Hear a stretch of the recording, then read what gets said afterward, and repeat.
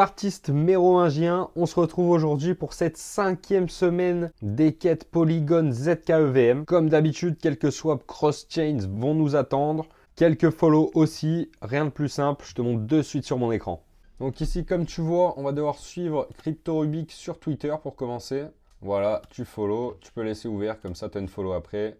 Hop, on vérifie. Pareil avec MasonFi, hop, il va falloir subscribe aussi à leur chaîne YouTube.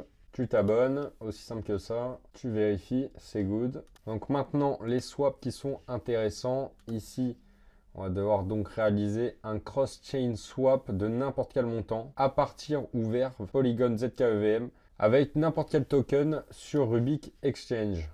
Tu connectes ton wallet comme d'hab. Tu changes bien le réseau sur ZKEVM du coup.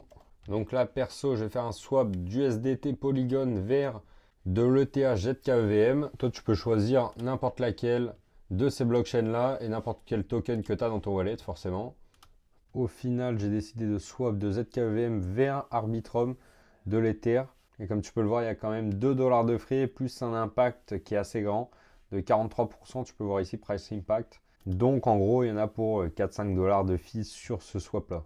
Mais si tu choisis une autre blockchain, potentiellement, tu peux avoir des frais plus réduits. Par exemple, en faisant un swap de la BSC vers ZKEVM ou l'inverse, par exemple. Donc, à toi de tester et de voir lequel te convient le mieux. En attendant que ce soit validé, on va passer sur la dernière étape, le cross-chain swap de 10 $ minimum après slippage de n'importe quel token vers Polygon ZKEVM sur Symbiosis. Donc, tu arrives sur ce site, tu cliques sur Swap and Bridge, connecte ton wallet. Donc moi ici j'ai choisi 2 ZK Sync des USDC vers des Ethers sur Polygon ZKEVM. Ici tu laisses Polygon ZKEVM dans tous les cas et tu choisis le dépôt de token que tu as envie. Et ici tu peux choisir n'importe quelle blockchain qui est dans cette liste pour faire ton swap vers l'autre blockchain. Plus qu'à valider le swap et on est bon. Hop, 3 $ de frais. Donc en tout pour cette semaine là j'aurais dépensé l'équivalent de 8-9 $ de frais je pense.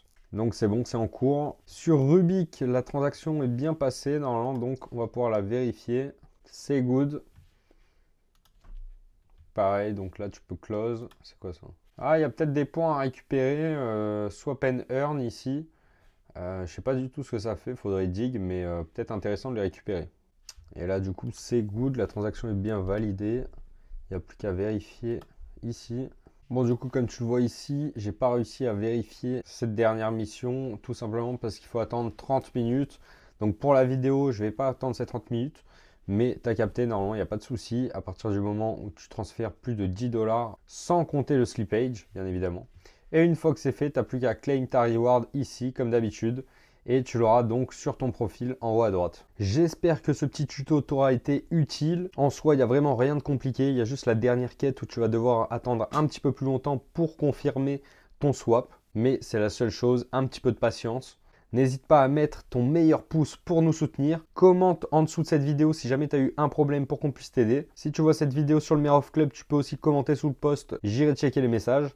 Et bien évidemment, partage cette vidéo à tes potes qui farment aussi cet airdrop. N'oublie pas, tu as jusqu'au 23 novembre pour réaliser toutes ces quêtes, donc dépêche-toi. Et sur ce, mérovingiens, mérovingiennes, à la prochaine!